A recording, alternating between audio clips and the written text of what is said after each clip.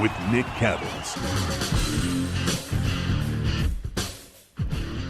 Oh, Jimmy G is the conversation today. His name is Greg Bedard. I'm Nick Cattles, pod number 59. Let's get into it, Greg. We've been talking about Jimmy Garoppolo for, it feels like, I don't know, ever since he left a few years ago. And you had said going back a couple of weeks ago that, you know, it was like he was riding off into the distance and Belichick was kind of waving goodbye and hoping somehow, some way he'd be able to see his guy again. Well, here we are. San Francisco makes the huge trade last Friday. Over the weekend, we've had time to absorb it. What was Jimmy G's reaction, first of all, Greg, to this deal? It wasn't good. Not only what Kyle Shanahan said in his press conference yesterday, but I had heard over the weekend that Jimmy was disappointed, that he was not thrilled with what happened. But here's the thing, and these things can evolve, and this could have been in the immediate wake of the trade. What I heard was that he was disappointed, but he understood. And which me, as a person who wants to see the Patriots get better at the quarterback position, I was disappointed in that. That was his reaction. And I could tell you this, Nick, and this will be an evolving conversation, and we'll go in a bunch of different areas on this, but from where the Patriots are, they understand the situation. They understand that San Francisco can do whatever they want. But really, it comes down to everybody wants to know, what does Jimmy want? It all comes down to that, Nick. And we could talk about all these things all we want. What do the 49ers want? What do the Patriots want?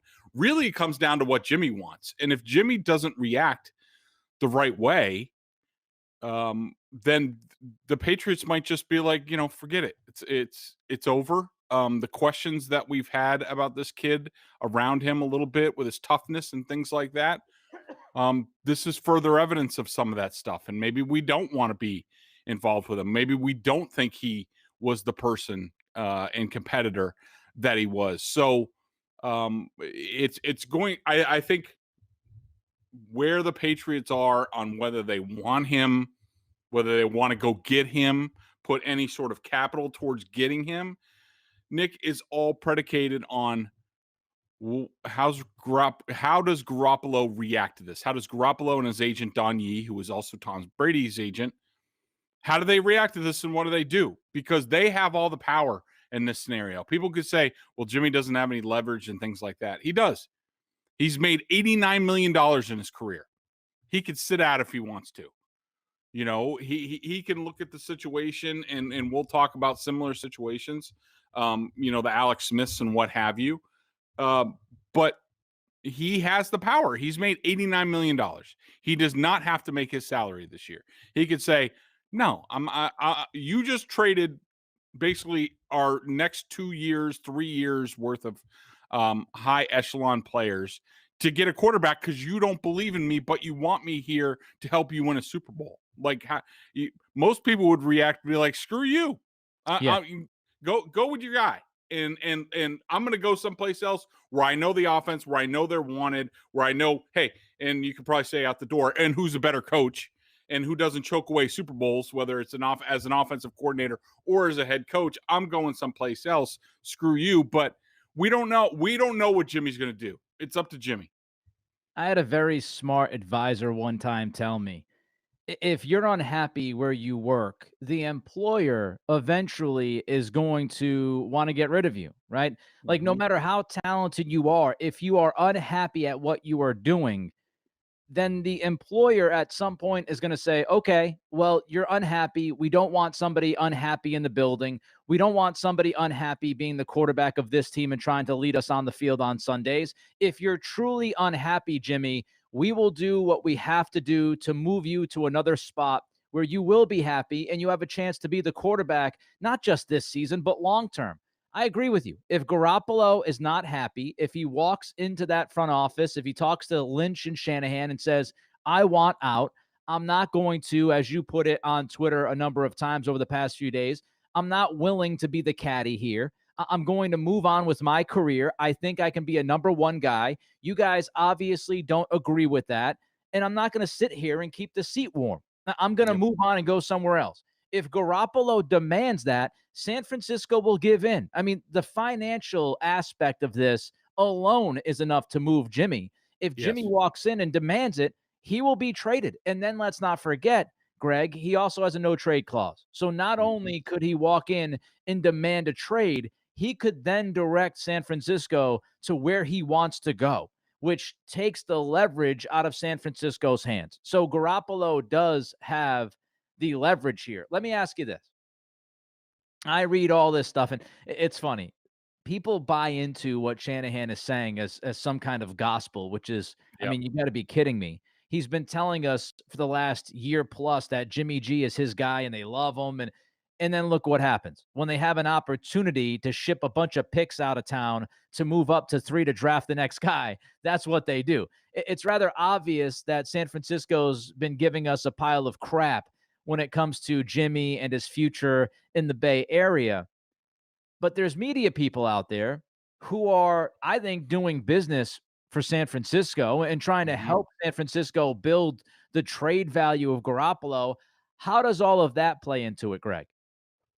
Yeah, look, I think it's a factor. I think you have people out there, and look, I'm not going to be, passive aggressive, and he knows I love him, and we all have our disagreements and things like that. But look, Albert Breer is one of the prominent people out there telling people, basically like what. And look, let's just say this from the outset: Burt might be right at the end of the day. Okay, he might be right that the San Francisco 49ers over their dead body don't trade Jimmy Garoppolo. Like, good luck with that and see how that works. But look, Bert's out there telling people that the San Francisco 49ers think, or at least he thinks, or what have you, that they're Super Bowl contenders this year. And why would they trade Jimmy? First of all, I'm not sure that they're a Super Bowl contender, especially in that division. Yeah. With the what the Rams just did, what the Cardinals have been doing, the Seahawks are still there. I mean, you're talking about the San Francisco 49ers, and yes, they had terrible injury issues last year between Garoppolo, Bosa, other people. I get it.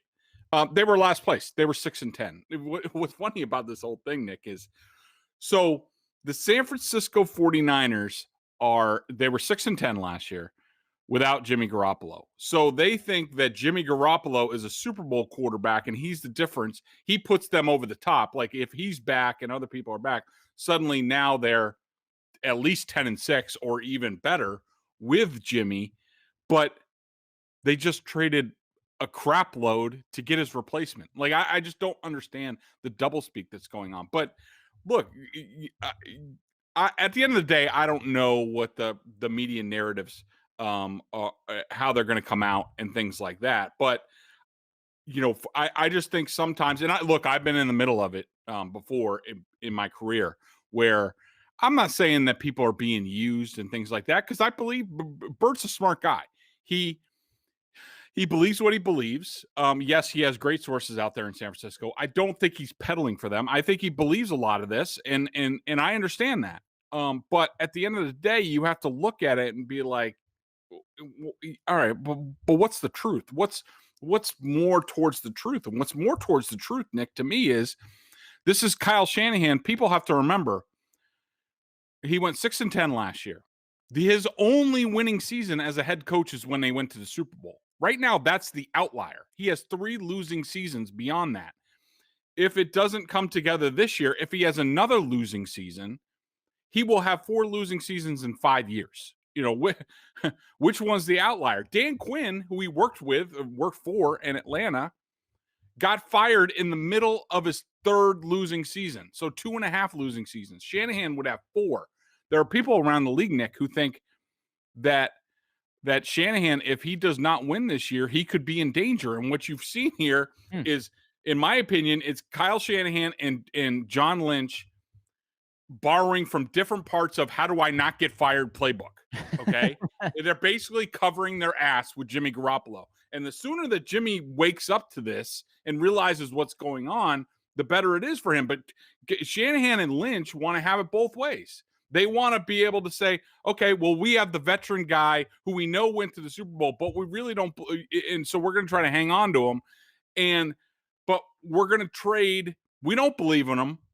We don't think he's talented enough. We don't think he's going to stay healthy enough. So we're going to trade 3 first-round picks to get his replacement, and and we're going to go that route, which is the playbook is draft a young quarterback and you get a few more years because you sell the owner on we need to trade up, we need to do this, we need a young quarterback, blah blah blah. So Shanahan's trying to have it both ways. He thinks Jimmy gets him at least off to a good start to the young kids ready, and then he has the young kid to buy him a few more years. It's just it's just they're going down 2 different paths, and anybody who brings up Alex Smith, um, the other scenarios. There's the Alex Smith scenario, but there's also scenarios with when they talk about Jimmy Garoppolo, they're like, oh, well, Carson Wentz, everybody was down on Carson Wentz because he didn't want to compete. Everybody was down on, there was somebody else who didn't want to compete, who wanted to get traded. Oh, well, Tom Brady didn't do this when Jimmy Garoppolo was drafted. They're all completely different situations, which we can get into. But the main thing is, Shanahan's trying to cover his ass with Jimmy. And Jimmy needs to realize that as soon as that rookie is ready, I don't care what their record is, that rookie's going in. Yep. And so, are you going to just sit there and take that and wait for that to happen? Because you don't trade 3 first-round picks to sit on the bench. Like, No. not even the Patrick Mahomes thing. They only traded up 1 first-round pick to move up 17 spots. They traded 3 to move up 10 spots. You don't do that, without knowing that you want to play that rookie very soon. When I look at this, we can get all wrapped up in the noise because there's a lot of noise. There's all these reports, and as the draft gets closer and closer, we're going to get even more noise thrown at us. Here's how I feel about it. What does common sense tell you? What does logic tell you? Just look at how San Francisco has handled Garoppolo really from day one. So they trade a second-round pick for him, which isn't a ton. He comes in, they give him the contract. However, that contract after the first couple of years was a year-to-year deal. They can cut him right now, and it's Yep. like $2 million of dead cap space. They didn't give him a contract that handcuffed them. They didn't give Garoppolo a contract that committed to him in the long term. They were not saying by giving him that contract that he was the answer forever and ever, amen. That's not what they did with that deal, number one. Number two, the year they get to a Super Bowl, because I know when Jimmy went there and he won the first 6 or 7 games he quarterbacked. You can look back at who he played. He played a bunch of, as Dan Shaughnessy would say, tomato cans. He played teams that were stinking on the road. The best team he played, I think, was Jacksonville that year, but it was on the road. It was all of these things when you look at it and you look inside the numbers. He beat a bunch of cupcakes. Then he walks in as the starter the next year, okay? What did they do? They had a playoff game where they asked him to throw the football 8 times. Does Yep. any quarterback who was seen as the guy in a playoff game throw the football 8 times? No. That tells you that they were scheming around their quarterback.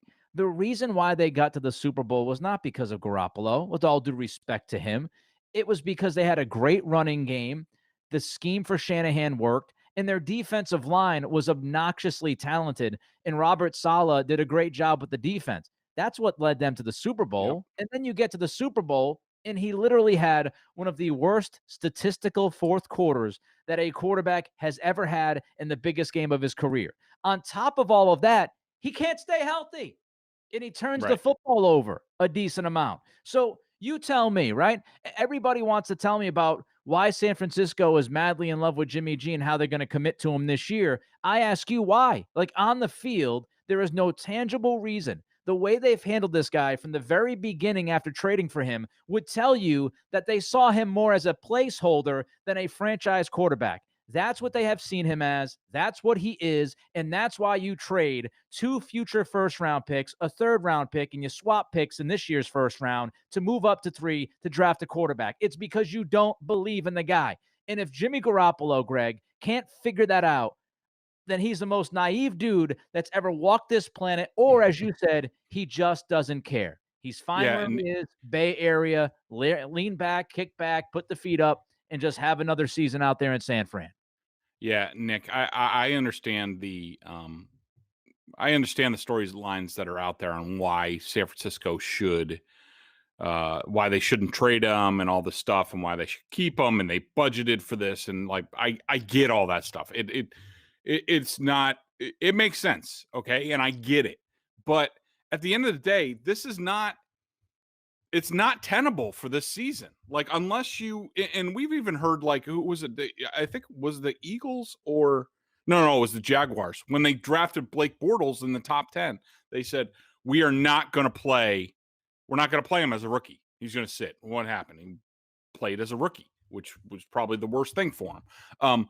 But when it comes to this stuff, um, when it comes to the 49ers and why I think at the end of the day, I think they're going to wise up. I think they are going to trade him at some point, is because it's not tenable. Like you can't, and I know there are some issues. I know some of the veterans on the team, like whether it's Kittle or Juszczyk or whoever on the offense, they want Jimmy. They believe in Jimmy. And but at some point in time, that rookie from the number 3 pick is going to be there.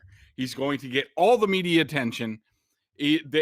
Everyone is just waiting. It's going to make Jimmy uncomfortable. It's going to make the locker room uncomfortable. Like make a decision if you're Shanahan and Lynch. Like and look, I think a lot of this is just posturing, and I don't think they're trying to necessarily posture Belichick. I think they're just like looking at the situation for a couple weeks, and I know the Patriots aren't in a rush to do anything, and but it's just that is not going to be a good situation.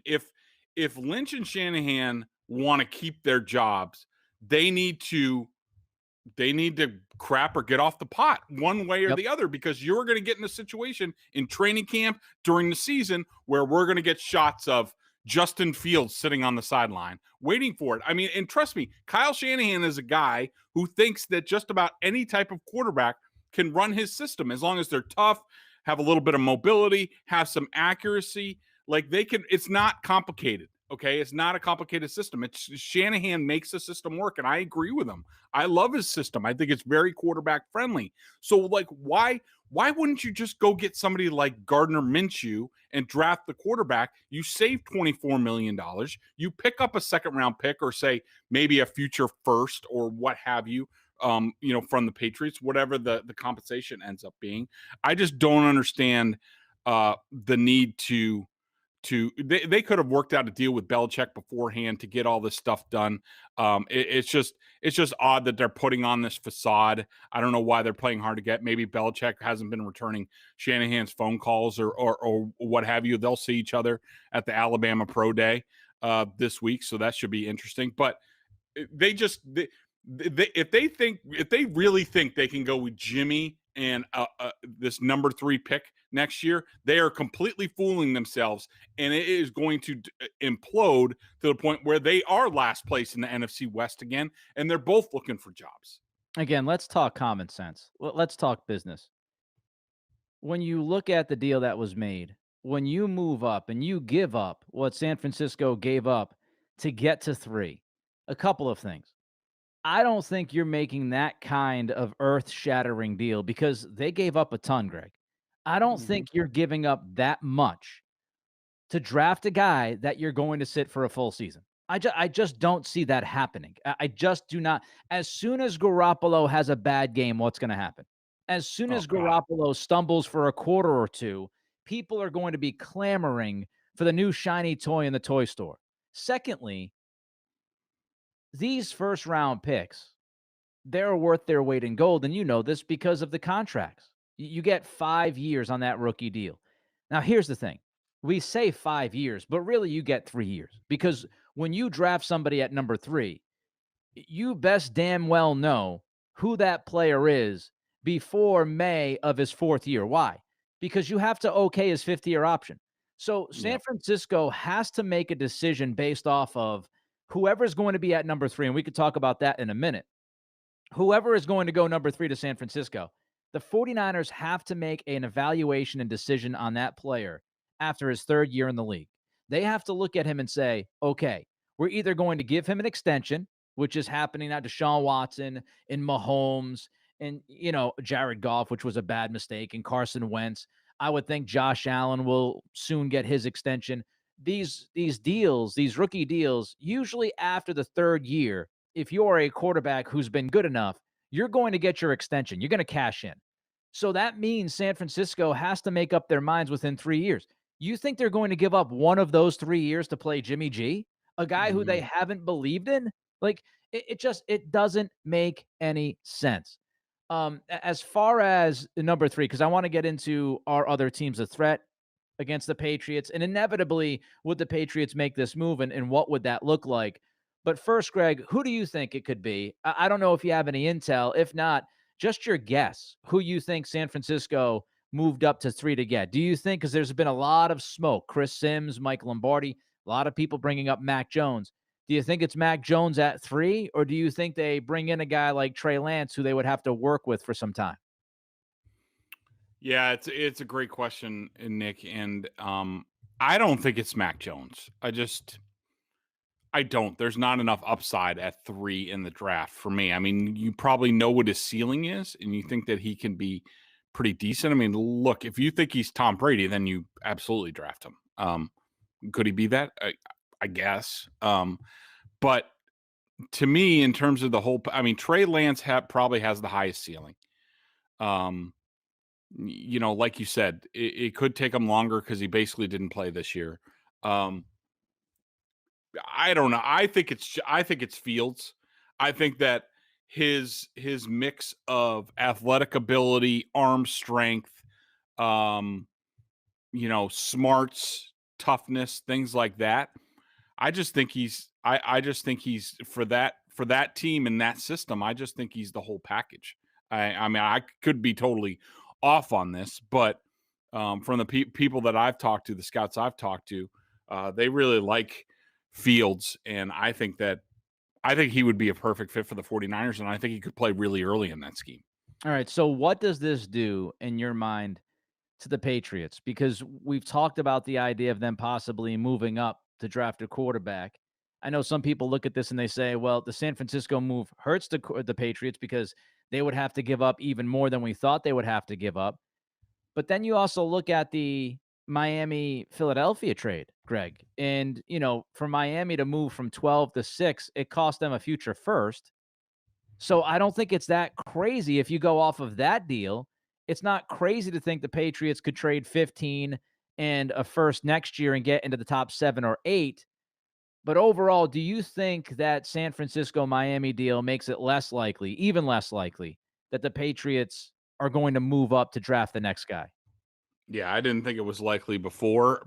I think it's less now. I think it is cost prohibitive to me at this point in time. And um, look, there's the we've talked about it before. There's a quarterback tax. There's a top 5 tax. It's a little bit going from 6 to 12 is different than going 13 to 3. Right. And um, so it depends on how high the Patriots would want to go. And who knows? They're going to be at pro days this week. The coaches are out, including we saw Belichick at Miami. Of course, people are going to completely overreact to Belichick being out there, especially at Alabama. They're going to be like, "Oh, yeah, Mac Jones." Yeah, I mean, but he was at Miami yesterday, so was he looking at a quarterback there? Like these are schools with good football players. Yeah. That's what they're going to scout. Good football players. And Florida later in the week.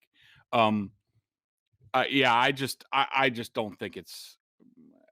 I've always doubted that. I think the best thing for the Patriots, the best plan for them, and I think sort of where they were going in any event was what we've talked about before, sort of like a quarterback in the second round, late first, second round, and I think you do that with even if you get Jimmy. I think the plan should be we'll see whatever happens with Cam. I mean, where's he going to go? It's not like he has a job. I mean, if somebody else wants to come get him, they can trade him, and I'm sure Belichick will be like, look, if something comes up and you don't want to be here or whatever, we'll deal with it. But look, the Patriots trade for Jimmy. That's the ideal. Cam's the veteran backup because who knows, um, when Cam or when how healthy Jimmy stays. And I still think you draft the young quarterback of the future because you never know with Jimmy. And maybe you get him back and you see him in that role more, and you're just like, no, he doesn't hack it.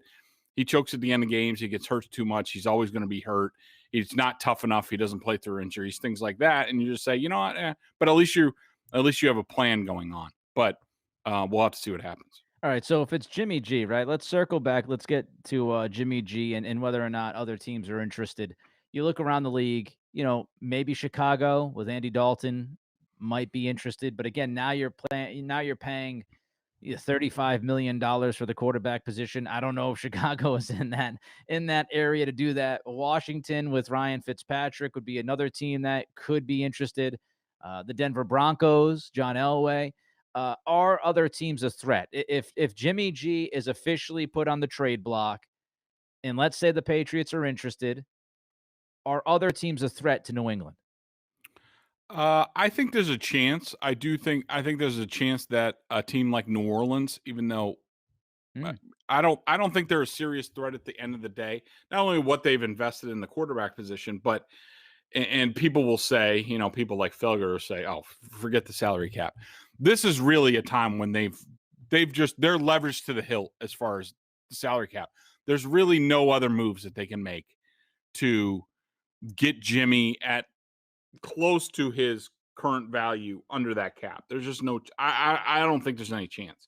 I think if as far as like real suitors that could be involved, I think you have to look at the Panthers because they're so desperate for a quarterback. And now with these trades, they might be on the outside looking in. is I he? think Let me cut you off for a minute, Greg. Is Jimmy G an upgrade over Teddy Bridgewater? yes, Okay, way better. Yeah, I mean, and trust me, uh, they're done with Teddy. They've seen enough. They saw enough at about midseason. Okay, so and plus, you have people in that front office who have been in New England who know Jimmy, who were around when they drafted him and things like that. So they have intel there on Jimmy. great point. I think that Carolina's a threat. I think that Washington is a threat. But I think at the end of the day, when you're Don Yee and you're the agent, you have to look at all these scenarios. And yes, Chicago, Denver, those teams will come up. But when you're Don Yee, you have to go to Jimmy and you have to look at the situations. You have to say, look, you're going to be 30, okay? Your next. Let's engineer this, but you're only going to get one shot at this, okay? Because the Patriots traded you, even though that was different circumstances. The 49ers said you're not good enough, and we're trading 3 first-round picks to get your successor. And now, if you go to someplace else and it doesn't work, then you're screwed. What's the best situation? Chicago, Pace and Nagy are closer to getting fired than they are to winning the Super Bowl. Like this is it for them. If they don't win, Yep. they're gone. They almost just got fired. Vic Fangio, there's a new GM, George Payton, came into Denver. If Fangio doesn't win this year, he's probably not back next year. The Washington is a circus all the time. Now, if you're looking for stability in terms of uh, a place that's going to give you what you need to grow and also stability at the coaching position, you have to look at Carolina and Matt Rule, but that's a place that will always be looking for their franchise guy. I'm sure Tepper, the owner, is going to be everybody's ear, like Jimmy's fine and all, but we need to get the guy, Yeah. that sort of things. But to me, at the end of the day, for Jimmy to be successful, it's no contest that it's coming back to New England with now they have restocked the roster with Belichick, with McDaniels, where for 6 glorious quarters you lit the world on fire. Come back and do that again. To me, it's no contest what the best situation is for Jimmy. What is he worth? If you're the Patriots, what are you willing to put on that table for Jimmy G right now? Great question. Um, and you also have to look at it from how does San Francisco save face? Right. Because they can't. I think it's got to be what New England got in return. It's got to be a second round pick. It's got to be somewhere there, maybe like a second. And if San Francisco is really being a pain in the ass, then you give them like a conditional 5th or what have you. If they're really being difficult, I might flip the bird at them, tell them to go screw, and good luck with that scenario that you have working out where you're going to replace Jimmy where he's 8-0. And that's the thing. Jimmy has to realize that even if he plays great, to justify what they did, and you also talked about the contract, like, you don't trade that much not to get the full value of the rookie quarterback contract. That's the Yep. whole appeal. Not Yep. having a $25 million caddy. That's the whole appeal to the thing. You say, all right, we're going to go get the guy. We can save money there for 5 years or what have you, and we could build the team around. That's the path to go. And they're congrats on them being bold, but you don't get a $25 million backup. And so I think that's all part of the conversation. But I think it's a second round pick, maybe another conditional. If they're really getting horny and Belichick really wants them, maybe you go conditional first round pick next year because the Patriots figure to be good and they just say, all right, well, fine. If he starts 16 games, we'll give you a 2022 first round pick. Like, we don't think he's going to do that, but that's possible. That's too rich for my blood. I'd be willing to give them the compensatory pick in the third round. Maybe you could talk me into making that a conditional second, depending on if he plays, 14, 15, 16 games. Maybe I slide it up to a second. But I mean, listen, That's fair.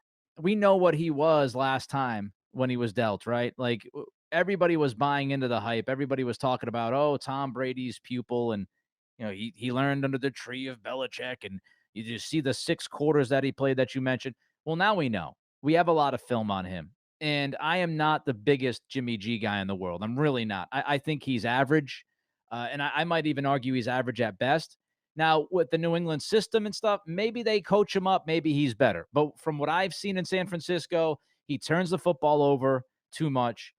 He's not very good at reading linebackers in the middle of the field, which is kind of interesting if you're going to try to attack the middle of the field like the Patriots look like they're going to.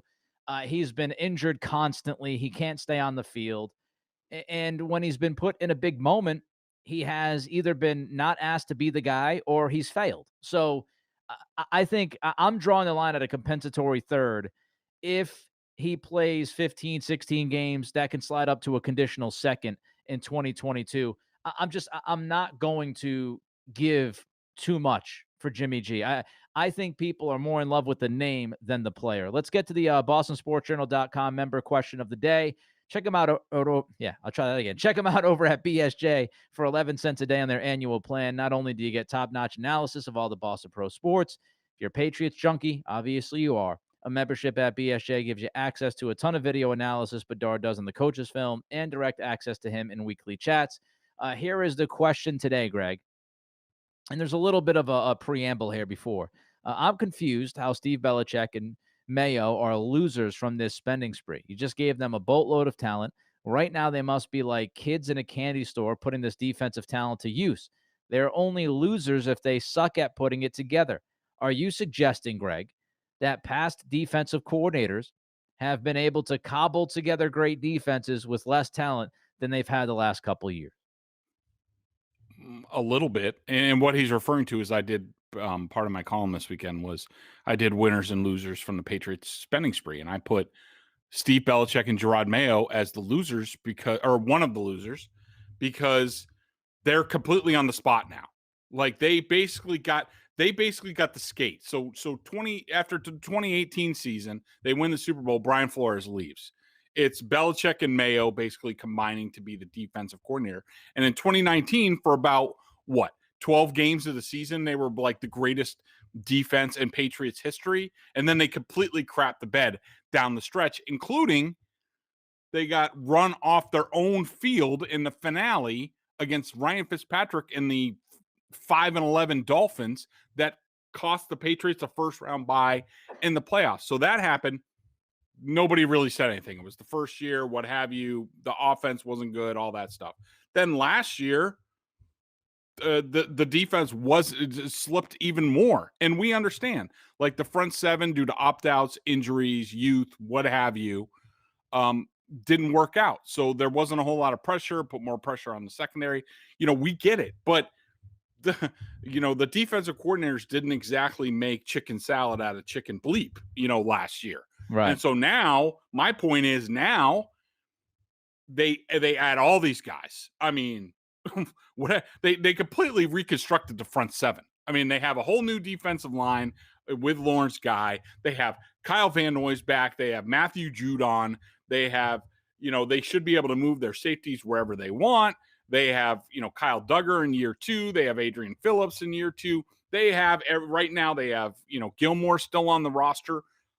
There is no excuse why this defense should not be great this year. And so that's my point. My point is, those coaches, in my mind, have not proven anything. I think they are on the spot. I don't think this defense is gonna be as good as people think it is. And I think that the coaches are gonna get a lot of pressure. So there you have it. Mayo, Steve Belichick in the crosshairs. We're waiting for Jimmy G. Let's see if it happens or not. This is the story that will never die. He's Greg Bedard. I'm Nick Cattles. It's the Greg Bedard Patriots podcast. Subscribe, rate, and review. That's how we continue to do this podcast. Tell your friends and family about it. We'll be back next time, talk more about the Pats and whatever else happens in the NFL. Until then, be good, be safe, and be healthy.